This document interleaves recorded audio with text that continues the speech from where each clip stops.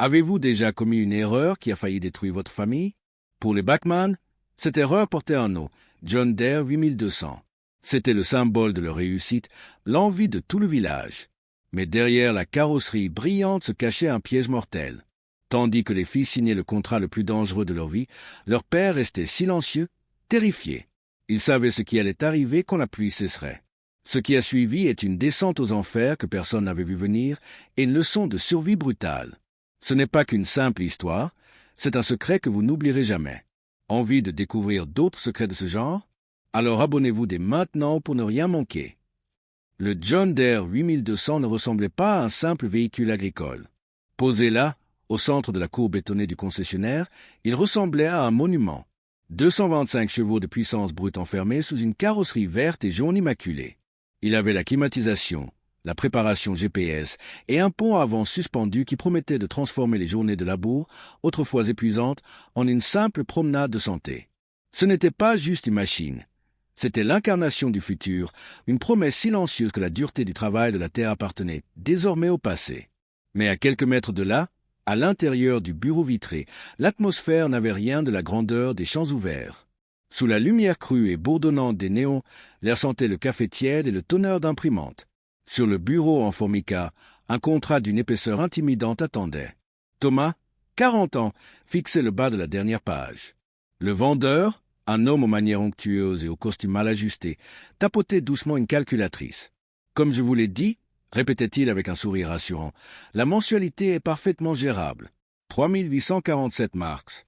Sur 8 ans. C'est un investissement, pas une dépense. 8 ans. 96 mois. » Thomas sentait le poids du stylo entre ses doigts. À côté de lui, son frère cadet, Andreas, se tenait debout, les bras croisés, hochant la tête avec une assurance qu'il ne ressentait probablement pas. Il y avait une troisième présence dans la pièce, une présence invisible mais écrasante, l'absence de leur père. Rudolf Bachmann n'était pas là. Ce matin-là, il était resté assis dans son vieux fauteuil en cuir dans le salon de la ferme, le visage fermé, refusant obstinément de monter dans la voiture. Il n'avait pas crié, il n'avait pas interdit. Il avait simplement dit « Je ne signerai pas pour une dette que je ne verrai peut-être pas finir ». Son absence dans ce bureau stérile était plus bruyante que n'importe quel sermon. Elle flottait au-dessus de l'épaule de Thomas comme un juge silencieux. « Alors ?» demanda doucement le vendeur, sentant l'hésitation. « Les taux ne seront pas plus bas le mois prochain, messieurs, et la saison commence bientôt. » Thomas prit une profonde inspiration. Il pensa aux voisins, les Müller, qui venaient d'acheter un fan flambant neuf. Il pensa aux Schmids qui renouvelaient toute leur flotte. Il pensa à l'image de son propre tracteur, un vieux Deutz bruyant, à côté de ces monstres modernes. La peur d'être laissé pour compte, de devenir une relique dans une agriculture qui s'industrialisait à toute vitesse, lui serra la gorge. Il posa la pointe du stylo sur la ligne pointillée. Le bruit de la signature, un grattement rapide, sec, irrévocable sur le papier glacé, fut le son le plus fort de la journée. C'était fait. En quelques secondes, il venait de lier le destin de la ferme familiale à une échéance mensuelle impitoyable. Andrea souffla bruyamment, comme s'il retenait sa respiration depuis 1 heure. « On a fait ce qu'il fallait », murmura-t-il en sortant du bureau, plissant les yeux sous le soleil pâle de mars. Le trajet du retour vers la ferme fut étrange. Ils roulaient dans leur vieille voiture, laissant derrière la machine rutilante qui serait livrée la semaine suivante.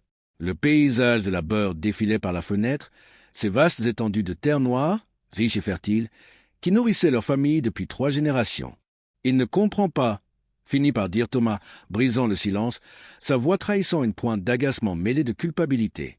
Papa vit encore dans le passé. À son époque, on bricolait, on réparait indéfiniment. Mais les temps ont changé. Andreas, aujourd'hui, si tu n'investis pas, tu meurs. On doit suivre la cadence. Andreas acquiesça, regardant les champs nus qui attendaient les semailles. Oui, avec ce tracteur, on va gagner du temps. On économisera sur le carburant. C'est mathématique. Ils essayaient de se convaincre l'un l'autre, répétant les arguments du vendeur comme une prière pour éloigner le mauvais sort. Mais au fond de leur estomac, une boule s'était formée. Ce n'était pas l'excitation de l'achat. C'était autre chose, une anxiété sourde, primitive. Ils rentraient chez eux pour affronter le regard de Rudolf, l'homme qui avait traversé le communisme, la collectivisation forcée et la réunification sans jamais devoir un centime à personne. Il venait d'enfreindre la loi non écrite de la famille Bachmann. On n'achète que ce que l'on peut payer. Et alors que la ferme familiale apparaissait à l'horizon, avec ses toits de tuiles rouges et ses vieux murs de briques, le contrat signé dans la poche de la veste de Thomas semblait peser aussi lourd qu'une pierre tombale. Rudolf Bachmann avait 67 ans et il connaissait chaque centimètre carré de cette terre. C'était en 1954 qu'il avait repris la ferme de son propre père, 27 hectares de cette fameuse terre noire de la Bird, un sol si riche et si lourd qu'il semblait respirer de sa propre vie. Il avait traversé les époques comme on traverse une tempête, la tête baissée, les pieds ancrés dans le sol. Il avait connu l'administration de la RDA, puis la collectivisation forcée dans les LPG, ces fermes d'État gigantesques où l'individualité était broyée. Et enfin, le tourbillon de la réunification en 1990. À travers tout ce bouleversement, Rudolf avait gardé une seule et unique boussole, l'indépendance. Après la chute du mur, il avait loué 40 hectares supplémentaires d'anciennes terres coopératives. 70 hectares au total. Du blé, de l'orge, des betteraves sucrières. Ce n'était pas une exploitation immense, certes, mais elle était saine. Et surtout, elle était libre. Pour le vieux Bachmann, la dette n'était pas un instrument financier. C'était une chaîne. Il l'avait répété 100 fois à ses fils, Thomas et Andreas, au cours des dîners silencieux dans la cuisine carrelée. Un tracteur est un outil, pas un trône, disait-il en pointant sa fourchette pour souligner ces mots. On achète ce qu'on peut payer. On ne signe rien qui nous oblige à verser de l'argent chaque mois, quoi qu'il arrive. La banque ne connaît pas la météo et elle ne connaît pas la pitié. Mais Thomas et Andreas, eux, vivaient dans une autre réalité. Ils avaient officiellement repris les rênes de l'exploitation en 1995, bien que Rudolf vive toujours dans l'aile ancienne de la maison. Pour eux, le monde agricole était devenu une course effrénée. Autour d'eux, tout changeait à une vitesse vertigineuse. Les Müller, voisins de longue date, venaient de parader avec un fanfavori 926 Vario, un monstre de technologie à 320 000 marks, entièrement financé par le crédit. Les Schmids avaient renouvelé toute leur flotte. Même le petit Kroos était offert du matériel neuf. Si on ne suit pas, on est mort, avait plaidé Thomas lors des longues discussions hivernales. Les subventions européennes sont sûres. Les rendements du blé augmentent chaque année. On peut se le permettre? Papa, regarde les chiffres. Mais Rudolf ne regardait pas les chiffres prometteurs des brochures publicitaires, il regardait l'histoire. Il savait que l'euphorie est souvent l'antichambre de la catastrophe. Pourtant, légalement, c'était désormais leur décision. Le 22 mars 1997, la théorie se heurta violemment à la réalité. Le nouveau John Deere arriva sur un camion-plateau, descendant la rampe métallique avec un sifflement hydraulique précis. Thomas le conduisit lui-même pour les derniers mètres jusqu'au hangar. La scène était saisissante de contraste. Au milieu de la cour pavée, entouré de granges en briques patinées par un siècle d'intempéries, le tracteur semblait être un vaisseau spatial atterri par erreur au XIXe siècle. Il était trop vert, trop propre, trop gros. La cabine vitrée scintillait au soleil, promettant un silence et un confort que Rudolf n'avait jamais connu en 50 ans de labeur. Thomas coupa le moteur. Le silence revint dans la cour, mais fait entrer dans la bergerie. Pourtant, le printemps 1997 sembla donner raison à l'audace de la jeunesse contre la prudence de l'âge. Dès les premiers jours des semailles, Thomas eut l'impression de vivre un rêve éveillé. Là où l'ancien Deutz vibrait, toussait et exigeait une concentration physique constante pour garder le cap dans le sillon, le John Deere avançait avec une fluidité aristocratique. À l'intérieur de la cabine insonorisée, le monde extérieur n'était qu'un film muet. Thomas pouvait écouter la radio à volume bas, la climatisation réglée sur 20 degrés, tandis que derrière lui, la terre s'ouvrait avec une docilité déconcertante. Le tracteur tirait le combiné de semis comme s'il ne pesait rien. Ce qui prenait autrefois une semaine d'efforts harassants fut bouclé en 4 jours. 4 jours. Thomas rentrait le soir, non pas brisé de fatigue avec de la poussière incrustée dans les pores, mais frais, prêt à discuter, prêt à planifier. « Tu vois » dit-il à son père un soir de mai, alors qu'ils observaient la levée du blé qui verdissait l'horizon. « C'est ça, l'efficacité. On a gagné 3 jours de travail. C'est du temps qu'on peut consacrer à autre chose. » Rudolf ne répondit pas tout de suite. Il entra dans le champ, ses bottes s'enfonçant légèrement dans cette terre qu'il vénérait.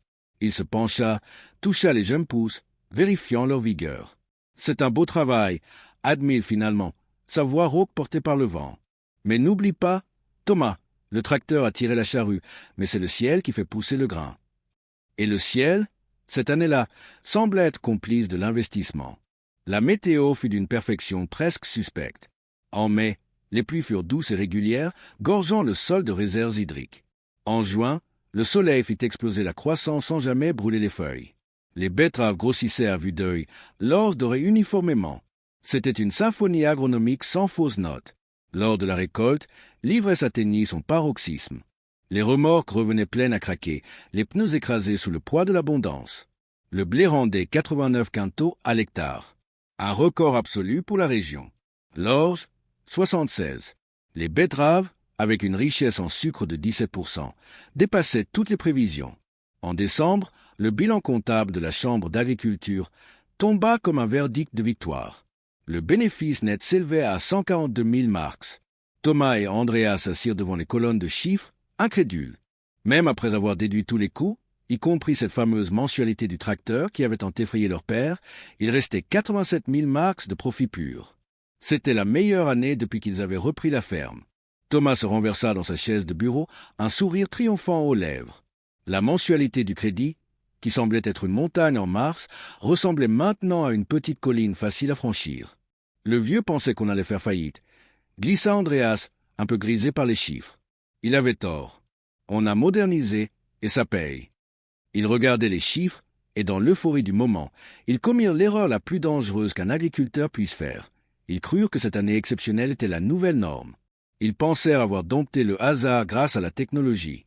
Dans le salon voisin, Rudolf lisait son journal, silencieux. Il savait que dans l'agriculture, les années grasses sont souvent des menteuses qui vous endorment avant l'hiver. Mais dans le bureau, personne n'écoutait le silence. L'argent était là, brillant et réel, et il chuchotait que tout était possible. C'est souvent ainsi que le piège se referme, non pas dans le désespoir, mais dans l'excès de confiance. Janvier 1998 avait recouvert la beurre d'un manteau de givre blanc et cassant, mais à l'intérieur de la ferme des Bachmann, l'ambiance était chaleureuse, presque fiévreuse. Le succès de la récolte précédente agissait comme un alcool fort. Il chauffait les esprits et brouillait la prudence. C'est précisément à ce moment-là que le vendeur revint. Il avait le nez fin. Il savait que les comptes étaient pleins et que l'ego des deux frères l'était encore plus. Il ne vint pas les mains vides. Il posa sur la table de la cuisine, entre les tasses de café et les restes du petit déjeuner, une brochure glacée qui brillait sous la lampe. « J'ai pensé à vous », dit-il avec la décontraction de celui qui vient offrir un cadeau. Classe Lexion 450. 280 chevaux. Une barre de coupe de 9 mètres. Ce monstre avale vos 70 hectares en 3 jours. Peut-être 4 si vous prenez votre temps. Thomas et Andrea se penchèrent sur le document. Ils possédaient encore leur vieux Claas Dominator 108 de 1989. Une machine fiable, honnête, avec sa coupe de 4 mètres, mais qui demandait 2 semaines de travail acharné pour terminer la moisson. 2 semaines de poussière, de stress et de peur que l'orage n'éclate avant la fin. « Combien » demanda Andreas, la voix trahissant déjà son envie. 400 000 marks, annonça le vendeur sans ciller. Mais attendez, je reprends le Dominator pour 50 000. Il reste 350 000 à financer. Sur 10 ans, cela ne fait que 4 900 marks par mois.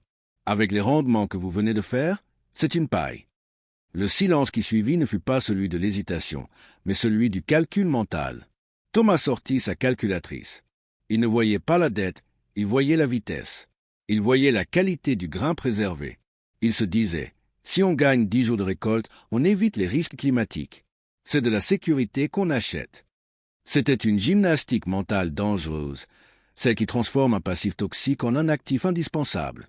Ils étaient en train de se convaincre. Ils étaient prêts à signer. Soudain, une ombre obscurcit l'encadrement de la porte. Ils n'avaient pas entendu Rudolf arriver. Le vieux père se tenait là, appuyé sur le chambranle, son gilet de laine boutonné jusqu'au cou. Il ne regarda pas le vendeur. Il fixa ses fils droit dans les yeux. « Vous avez une moissonneuse qui fonctionne », dit-il d'une voix calme, mais tranchante comme une lame de faux. « Si elle casse, vous la réparez. Si elle est lente, vous vous levez plus tôt. »« Papa, tu ne comprends pas », commença Thomas, agacé d'être traité comme un enfant devant un étranger. « C'est une question de rentabilité. Le vieux Dominator nous fait perdre de l'argent. Avec le neuf, coupa Rudolf, avançant d'un pas dans la lumière, vous n'achetez pas de la rentabilité. Vous achetez une deuxième corde pour vous pendre. Vous avez déjà le tracteur sous le dos.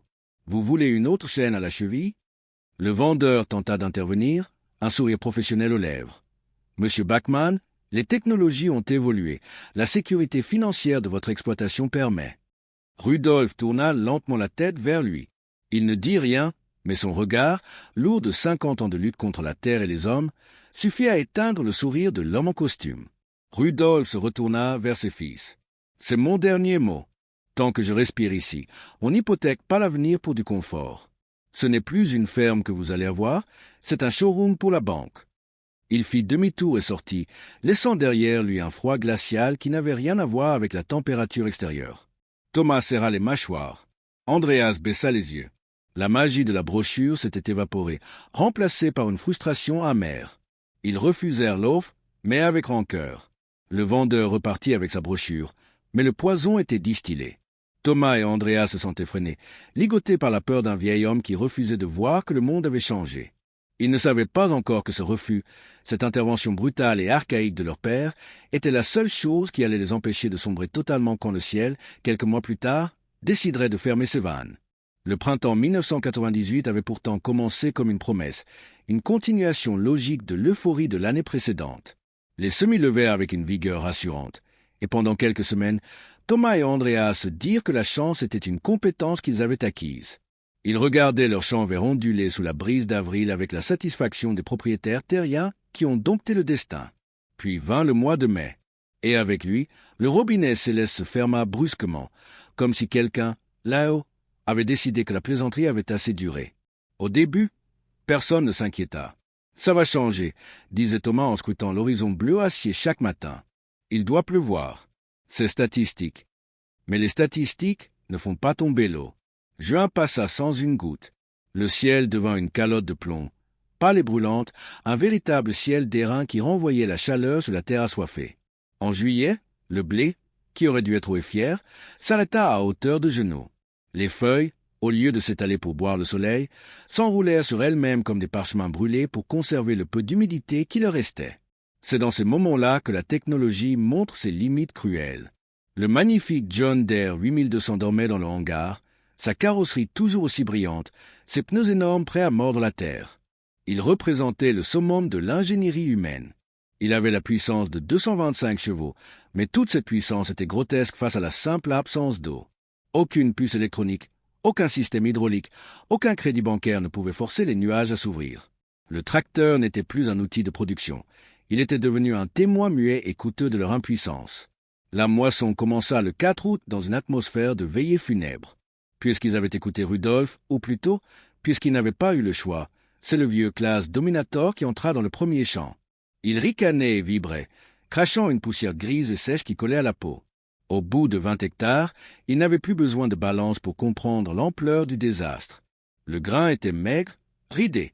Là où l'année précédente, la trémie débordait en quelques allers-retours, elle mettait maintenant un temps infini à se remplir.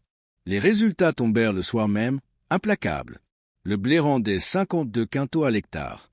Pas 89. 52. L'orge s'effondrait à 44. Les betteraves sucrières, privées d'eau, étaient restées petites et dures. Le soir, dans la cuisine, le silence était plus lourd que la chaleur. Andreas était assis devant la table, sa calculatrice à la main, le visage gris. Thomas se tenait debout près de la fenêtre, tournant le dos à la pièce, regardant la cour vide. Rudolf était assis dans son fauteuil habituel, les mains jointes sur ses genoux. On est à 94 000 marks de produits bruts. L'achat finalement Andreas d'une voix blanche. Les charges d'exploitation sont de 60 000. La traite du tracteur, il hésita avant de prononcer le chiffre qui, l'année d'avant, semblait dérisoire. La traite du tracteur est de 46 000.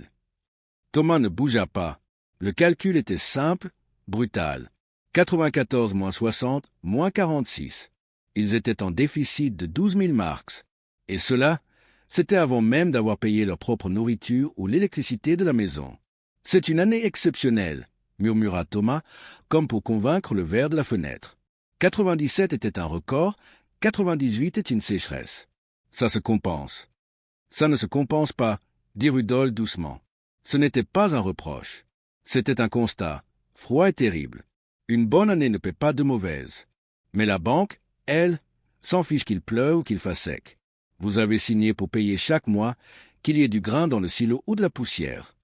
Thomas se retourna, les yeux brillants de colère et de peur, attendant le Je vous l'avais bien dit. » Mais Rudolf ne le dit pas. Il se contenta de les regarder avec une tristesse infinie. Cette absence de triomphe dans le regard de leur père fit plus mal à Thomas que n'importe quelle insulte. Son ego de fermier moderne venait de se briser contre la réalité d'une mensualité fixe dans un monde imprévisible. La dette n'était plus un outil de croissance. Elle venait de montrer son vrai visage, celui d'un prédateur qui attend son heure. Si 1998 avait été une épreuve d'endurance, 1999 ressembla à une punition biblique. L'hiver avait été rude, non pas à cause du froid, mais à cause de l'humiliation. Pour la première fois de leur vie, Thomas et Andreas ne s'étaient pas contentés de préparer la saison suivante. Ils avaient dû se louer. Eux, les propriétaires terriens, étaient devenus des prestataires de services, conduisant leur magnifique John Deere sur les terres des autres, labourant la nuit, épandant de l'engrais le dimanche, tout cela pour générer le cash nécessaire à nourrir la bête de métal qui dormait dans le hangar. Ils étaient épuisés, les yeux cernés, les mains tremblantes de fatigue, mais ils avaient tenu. La banque avait reçu ses chèques. Le printemps 1999 arriva tôt, porteur d'un espoir fragile. Les semis furent bons. La terre semblait vouloir pardonner. Et puis vint la Pentecôte. Ce ne fut pas une pluie. Ce fut un déluge. En l'espace de 3 heures, le ciel de la Beurre s'ouvrit avec une violence que même les anciens du village n'avaient pas vue depuis des décennies. 8 centimètres d'eau, 80 litres par mètre carré, déversés sur un sol qui ne pouvait pas boire aussi vite. Les champs, si soigneusement tracés, se transformèrent en marécages. Le blé, qui était en pleine phase de montaison, se retrouva les pieds dans l'eau, asphyxié. Quand l'eau se retira, elle laissa derrière elle des zones jaunes, malades, des plaques de pourriture racinaire qui s'étendaient comme à gangrène. Mais la nature n'en avait pas fini. Comme si l'eau ne suffisait pas, les fléaux arrivèrent. En juin, ce fut l'invasion des pucerons. Une nuée vivante qui s'attaquait aux épis affaiblis. Thomas se retrouva face à un dilemme cruel, le piège classique du joueur qui perd. Fallait-il remettre de l'argent pour sauver ce qui pouvait l'être? Ils dépensèrent 8000 marks en insecticides, vidant le peu de trésorerie qui restait. À peine les pucerons traités, l'humidité résiduelle favorisa une explosion fongique. Il fallut acheter des fongicides. Encore des factures. Encore des produits chimiques déversés sur une terre qui semblait rejeter tout ce qu'on lui donnait. Il jetait de l'argent sain après de l'argent malade, dans l'espoir désespéré de redresser la barre. La moisson de 1999 ne fut pas une catastrophe absolue en termes de volume, et c'était là toute l'ironie. Le blé rendit 61 quintaux à l'hectare. C'était mieux que l'année de la sécheresse. Mais le coût pour obtenir ce grain avait été astronomique. Le soir du bilan, en octobre, l'ambiance dans le bureau n'était plus à la colère, mais à la résignation. Andreas posa le stylo. Les chiffres étaient têtus. Le bénéfice brut était de 28 000 marks. Mais la mensualité du tracteur, cette dette incompressible et vorace, était toujours là. Une fois la traite payée, le résultat net de l'exploitation affichait moins 1000 marks. Ils avaient travaillé comme des forçats. Ils avaient usé leur santé et leur matériel. Ils avaient stressé chaque jour de l'année pour finir avec 1000 marks de moins qu'au début. Les réserves de 1997 étaient totalement évaporées. Le compte courant était dans le rouge, maintenu en vie artificiellement par un découvert autorisé qui atteignait sa limite. Le 15 octobre 1999, le coup de grâce arriva par la poste.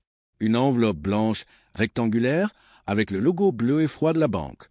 Thomas l'ouvrit avec la lenteur d'un condamné. Pas de publicité. Pas de relevé habituel. Juste une phrase administrative, polie et terrifiante. Compte tenu de la dégradation continue de vos ratios financiers, un entretien de clarification est impérativement requis. Thomas laissa tomber la lettre sur la table de la cuisine.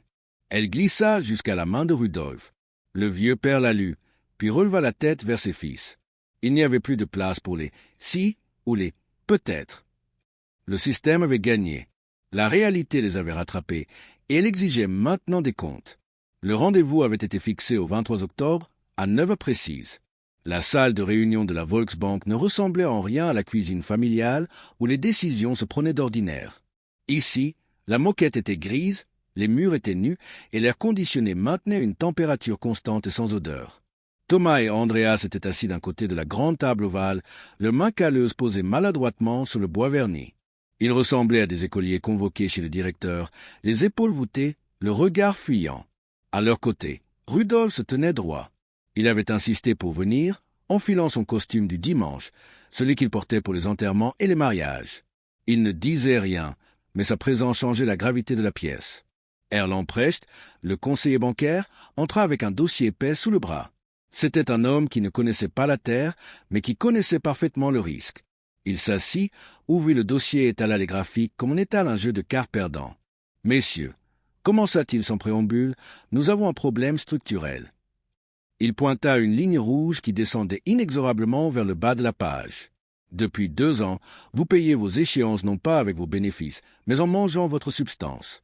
Votre compte d'exploitation est vide. Vos réserves sont épuisées. Je dois vous poser la question franchement. Comment envisagez-vous les 6 prochaines années? Thomas ouvrit la bouche, la referma, puis tenta de se défendre, sa voix manquant cruellement d'assurance. Les 2 dernières années étaient des exceptions, monsieur Lamprecht. La sécheresse, puis les inondations, ça ne peut pas continuer comme ça. Lamprecht le coupa d'un geste sec de la main. Ce ne sont pas des exceptions, monsieur Bachmann. C'est l'agriculture. Il y a des bonnes années et des mauvaises années. C'est la nature même de votre métier. Votre erreur n'est pas d'avoir eu de mauvaises récoltes. Votre erreur est d'avoir signé un contrat qui exige une réussite parfaite chaque mois pendant 8 ans. Vous avez parié sur un scénario idéal dans une industrie qui est, par définition, imprévisible. Le silence qui suivit fut lourd. Thomas sentit la honte lui monter aux joues. Il avait voulu jouer dans la cour des grands, et on lui expliquait maintenant qu'il n'avait même pas compris les règles du jeu. Rudolf prit la parole pour la première fois. Sa voix était calme, dénuée de colère. « Que proposez-vous » Lamprecht soupira, croisa les mains sur le dossier. Une restructuration radicale. Vente du John Deere 8200. Anschuldung, refinancement du solde restant sur une durée plus longue. Retour à un équipement plus ancien, déjà amorti, et une réduction drastique des coûts. On vend le John Deere. Thomas avait presque crié. C'était viscéral. On lui demandait de s'amputer d'un membre. C'est mon outil de travail. Sans lui, comment voulez-vous qu'on soit efficace? On ne peut pas revenir en arrière. Ce n'est pas un outil pour vous, répliqua froidement le banquier. C'est un luxe. 220 000 marks pour une ferme de 70 hectares, c'était de la folie dès le départ. Ça passait avec des rendements records, mais ça ne passe pas avec la réalité moyenne. Le tracteur part. C'est la condition sine qua non pour que la banque continue de vous soutenir. La discussion qui suivit fut une torture. Des chiffres, des scénarios de vente, des calculs de dépréciation. Le John Deere, qui avait coûté une fortune 2 ans et demi plus tôt, ne valait plus que 145 000 marks à la reprise. Il restait 182 000 marks de crédit. Même en vendant le tracteur, il devait encore 37 000 marks à la banque pour une machine qui n'aurait plus. C'était l'arithmétique de l'échec dans toute sa brutalité. « Et avec quoi on va travailler » demanda Andreas, la voix éteinte. « J'ai contacté un négociant, dit Lamprecht en sortant une fiche technique photocopiée. Il a un Fan Farmer 309 de 1989. Reconditionné. 110 chevaux. 42 000 marks. 110 chevaux. Exactement la puissance de leur vieux Deutz qu'ils avaient vendu avec tant de mépris pour acheter le monstre vert. Ils avaient fait un tour complet pour revenir exactement à la case départ, mais avec une dette en plus et l'orgueil en moins. Rudolf se leva lentement. Il ne regarda pas le banquier, mais ses fils. « Nous acceptons, dit-il fermement. Nous vendons, et nous prenons le Fan. » Thomas voulut protester, mais le regard de son père l'arrêta net. Ce n'était pas de la soumission, c'était du courage. Le courage d'admettre qu'on s'est trompé et de faire le nécessaire pour survivre. Ils sortirent de la banque sous un ciel gris d'octobre, plus léger d'un tracteur, mais écrasé par la leçon. Le 19 novembre 1999, le ciel au-dessus de la Byrd était bas, d'un gris uniforme qui se confondait presque avec le béton humide de la cour. C'était un jour sans vent, un jour où les bruits portaient loin, rendant la scène encore plus douloureuse. Le camion plateau du concessionnaire était arrivé tôt le matin. Le chauffeur, un homme pressé qui ne connaissait rien de l'histoire de la famille, avait simplement demandé les clés. Thomas et Andreas restèrent debout près de la porte de la grange, les mains enfoncées dans les poches de leur veste de travail, regardant un étranger grimper dans la fierté. Le moteur du John Deere 8200 rugit une dernière fois. Ce son puissant et feutré qu'ils avaient tant aimé. Le tracteur monta sur la rampe métallique, ses larges pneus beaux laissant une dernière trace sur le sol de la ferme. En quelques minutes, il fut arrimé, sanglé, transformé en simple marchandise. Alors que le camion disparaissait au tournant de la route, emportant avec lui le rêve de grandeur, Andreas rompit le silence d'une voix étranglée. 2 ans et demi. On l'a eu seulement 2 ans et demi. Rudolf, qui s'était tenu en retrait, adossé au mur de briques rouges, secoua doucement la tête. « Non, Andreas, vous ne l'avez jamais eu. La banque l'avait. Vous n'aviez que l'obligation de payer. » La phrase était dure, mais elle sonnait juste. Il n'y avait pas de malice dans la voix du vieil homme, seulement le constat lucide d'une réalité qu'ils avaient refusé de voir. Ce départ n'était pas une perte, c'était une libération. Le lendemain matin, la réalité prit une nouvelle forme, bien moins séduisante. Le remplaçant arriva. Ce n'était pas un monstre de technologie. C'était un Fanfarmer 309, modèle 1989. Il était vert, certes, mais d'un vert patiné par 10 ans de soleil et de pluie. Il était carré, utilitaire, sans fioriture, 110 chevaux, pas de suspension de cabine, pas de climatisation électronique, juste de la mécanique brute. Thomas fit le tour de l'engin. Il vit les éraflures sur les ailes, le siège conducteur dont le tissu était usé sur le côté gauche, témoin des milliers de fois où un autre fermier était monté et descendu. Il ouvrit la porte. L'odeur qui le frappa n'était pas celle du plastique neuf, mais celle de l'huile, de la graisse et de la poussière ancienne. Il s'assit au volant. Le siège était dur. Il tourna la clé. Le moteur diesel s'ébroua non pas avec un ronronnement discret, mais avec un claquement sonore, une vibration qui remonta le long de la colonne de direction jusqu'à ses bras. Tout tremblait. C'était bruyant, c'était rugueux, c'était inconfortable. Thomas posa son front contre le volant froid, sentant une vague de découragement l'envahir. Il avait l'impression d'avoir reculé de 20 ans en arrière. C'est différent, n'est-ce pas? Thomas sursauta. Rudolf était debout près du marchepied. Il regardait son fils, non pas avec pitié, mais avec une sorte de fierté exigeante. « C'est une casserole, papa, » lâcha Thomas avec amertume. « On va se casser le dos là-dedans.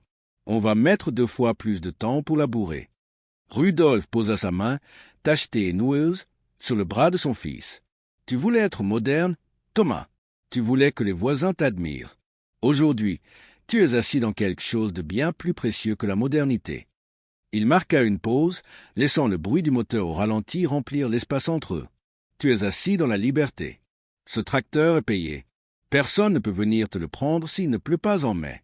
Personne ne t'enverra de lettre recommandée si le prix du blé chute. » Thomas regarda son père, puis le tableau de bord analogique simpliste. Il écouta le rythme régulier, obstiné, du vieux moteur. Tac, tac, tac, tac. Ce n'était pas le son de la performance. C'était le son de la résilience. « Démarre » dit doucement Rudolf en s'éloignant. « Il y a du travail. » Thomas enclencha la première vitesse. Le levier était rigide. Il lâcha l'embrayage. Le fond avança avec un à-coup lourd et solide. En sortant de la cour pour aller vers les champs d'hiver, Thomas réalisa que les vibrations dans son dos n'étaient pas seulement de l'inconfort. C'était le rappel constant, physique, qu'il était désormais un steward de sa terre et non plus un joueur de casino. Le chemin de l'humilité était chaotique, bruyant et lent, mais pour la première fois depuis 3 ans, il menait quelque part. Les années qui suivirent ne furent pas marquées par des éclats de voix ou des triomphes spectaculaires. Ce fut une période de silence, de cambouis et d'une discipline de fer. Si l'hiver météorologique finit par laisser place au printemps, l'hiver financier, lui, dura 3 longues années. De 2000 à 2003, la ferme des Bachmann devint une forteresse d'austérité, où chaque dépense était traquée comme un ennemi. L'atelier devint le cœur battant de l'exploitation. Là où, 2 ans plus tôt, Thomas et Andreas auraient simplement appelé le concessionnaire pour commander une pièce neuve ou un accessoire plus performant, ils passaient désormais leur soirée sous la lumière bleue et crépitante du poste à souder. Le vieux cultivateur fut démonté pièce par pièce.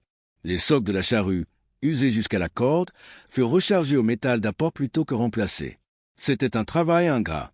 Leurs mains étaient constamment noires de graisse, leur dos courbaturé par les heures passées pliées sous les châssis des machines. Le Fanfarmer 309, avec son confort spartiate, exigeait une attention constante. Mais étrangement, alors que leur corps s'épuisait, leurs esprits s'apaisaient. Le sommeil, qui les avait fuis pendant les années de gloire artificielle du John Deere, était revenu. Ils dormaient du sommeil du juste, celui de l'homme qui ne doit rien à personne au réveil. C'est dans ce contexte de reconstruction lente qu'eut lieu le véritable test. En novembre 2000, alors que les champs étaient nus et gris, une voiture familière entra dans la cour. Le vendeur, le même homme, avec le même costume un peu trop brillant et le même sourire commercial. Il descendit de sa voiture, huma l'air frais et s'approcha de Thomas qui nettoyait le filtre à air du vieux fan. « J'ai vu que vous aviez vendu le 8200, dit-il avec une fausse compassion. C'est dommage, mais j'ai une opportunité incroyable. La série 8400R vient de sortir. Encore plus de couples. Et pour vous relancer, je peux monter un dossier de financement sur 12 ans. Les mensualités seraient ridicules. Thomas s'essuya les mains sur un chiffon huileux. Il regarda le vendeur, puis jeta un coup d'œil au vieux tracteur bruyant derrière lui. 2 ans plus tôt, son cœur aurait battu la chamade à l'idée de posséder le nouveau modèle. Il aurait sorti sa calculatrice. Il aurait cherché à justifier l'injustifiable. Cette fois, il ne bougea pas d'un millimètre. Il n'y avait ni colère, ni envie dans son regard. Juste une indifférence polie. « Non, merci », dit-il simplement. « On a ce qu'il nous faut. » « Mais Thomas, » insista le vendeur, « vous ne pouvez pas rester compétitif avec ce matériel. Le progrès ne s'arrête pas. »« Nous non plus, » répondit Thomas. « Bonne route. » Le vendeur haussa les épaules et remonta dans sa voiture, partant à la recherche d'une autre victime, d'un autre rêveur endetté. Rudolf, qui observait la scène depuis la fenêtre de la cuisine, ne dit rien, mais pour la première fois depuis longtemps, ses épaules s'affaissèrent de soulagement. La leçon était apprise. Les récoltes de 2000, 2001 et 2002 furent ce que Rudolf appelait des années bénies par l'ennui. Pas de records absolus, pas de catastrophe biblique. Le blé rendit 73 quintaux, puis 75. Des chiffres moyens, des chiffres qui, à l'époque du gros crédit, auraient signifié faillite. Mais avec le vieux matériel payé et des charges réduites au strict minimum, ces années moyennes se transformèrent en victoires éclatantes. À chaque bilan comptable, la même scène se répétait. Le bénéfice n'était pas dévoré par la banque. Il restait là, 67 000 marks la première année, un peu plus la suivante. « Qu'est-ce qu'on en fait ?» demandait Andreas. « On ne touche à rien », répondait Rudolf. « On construit des remparts. » L'argent partait sur un compte d'épargne. Pas de nouvelles voitures, pas de vacances, pas de rénovation de la cuisine. Il bâtissait ce que le père appelait la réserve de guerre, l'équivalent de 2 années de mauvaises récoltes, dormant à la banque, prêt à les protéger si le ciel décidait de se fermer à nouveau. Ce n'était pas glamour. C'était lent. C'était laborieux. Mais jour après jour, boulon après boulon, marque après marque, ils ne construisaient pas seulement une trésorerie, ils reconstruisaient leur dignité. L'été 2009 avait nimbé la ferme d'une lumière dorée, presque irréelle. 10 ans avaient passé depuis l'année des fléaux. 10 ans de réparation, d'économie et de patience.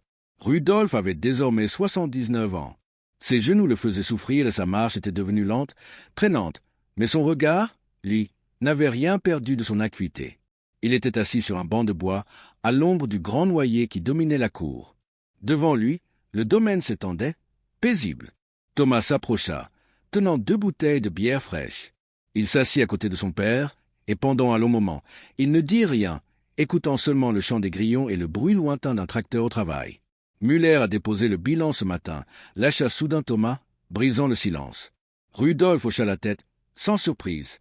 J'ai entendu. La vente aux enchères est prévue pour septembre. Müller, le voisin qui, 12 ans plus tôt, avait ébloui tout le canton avec son fonds Vario et ses projets d'expansion pharaoniques. Il avait acheté les terres voisines à prix d'or, construit une étable ultramoderne et changé de moissonneuse tous les 3 ans. C'était celui que Thomas et Andreas voulaient copier, celui dont la réussite apparente les avait fait se sentir petits et démodés. Trop gros, trop vite, murmura Rudolf. Il a couru un marathon comme si c'était un sprint. Et quand le souffle lui a manqué, la banque l'a regardé tomber sans lever le petit doigt. Thomas prit une gorgée de bière, le goût amer se mélangeant à une pensée qui le hantait souvent. On a failli être lui. Papa, si tu ne t'étais pas mis en travers de la porte ce jour-là, si on avait acheté cette 2e moissonneuse, on ne serait plus ici. Cette terre appartiendrait à une société d'investissement de Munich. Rudolf posa sa main sur l'épaule de son fils. Tu étais jeune, Thomas, et l'offre était séduisante. Les jeunes doivent faire des erreurs pour apprendre. La seule question, c'est de savoir si l'erreur est fatale ou non. La vôtre a laissé des cicatrices, mais elle ne vous a pas tué. C'est ça qui compte. Au loin, un tracteur sortait du hangar. Ce n'était plus le vieux fanfarmer de 1989 qui servait désormais aux petits travaux de cour. C'était un Fan 512 d'occasion, acheté comptant 3 ans auparavant. Au volant, Jonas, le fils de Thomas, 17 ans, manœuvrait avec précaution. Il apprend vite, nota Rudolf en plissant les yeux. Je lui ai donné ton code, sourit Thomas. Je l'ai même écrit sur la porte de l'atelier. On ne signe rien qui nous oblige à payer quand il ne pleut pas. Rudolf sourit, un vrai sourire cette fois, qui creusa les rides profondes de ses joues. C'est bien. Peut-être qu'il écoutera. Peut-être qu'il devra se brûler les doigts lui aussi. Mais au moins, il saura que la liberté a un prix, et que ce prix, c'est la discipline. Le soleil commença à descendre, teintant la terre noire de reflets violets. Il possédait 95 hectares maintenant. Tout était payé. Ils n'étaient pas les plus gros, ni les plus modernes de la région. Leurs machines n'avaient pas d'écran tactile. Mais le soir, quand ils fermaient les yeux, ils dormaient. Et cette terre noire et grasse qui avait vu passer les armées, les idéologies et les tempêtes, était indiscutablement la leur. C'est ici que l'histoire des Bachmann se termine, mais c'est ici que la vôtre commence peut-être. Car au fond, nous avons tous un John Deere 8200 qui nous fait de l'œil. Pour certains, c'est une voiture de luxe prise en leasing pour impressionner des collègues qu'on n'aime même pas. Pour d'autres, c'est une maison trop grande achetée avec un crédit qui étrangle chaque fin de mois. Nous avons tous cette voix qui nous murmure que pour être quelqu'un, il faut posséder ce qui brille. Que pour exister, il faut s'endetter. Mais la leçon de Rudolf Bachmann dépasse les frontières de l'agriculture allemande. Elle pose une question simple, brutale et nécessaire. Quelle est la valeur de votre tranquillité d'esprit? Est-ce que cet objet, ce statut, cette image que vous voulez projeter, vaut le prix de votre liberté? Si cette histoire a résonné en vous, si elle vous a rappelé une décision difficile ou une leçon apprise à la dure, ne la gardez pas pour vous. Partagez-la avec quelqu'un qui a besoin de l'entendre.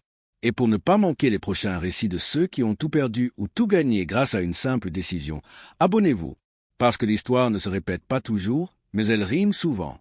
À la prochaine.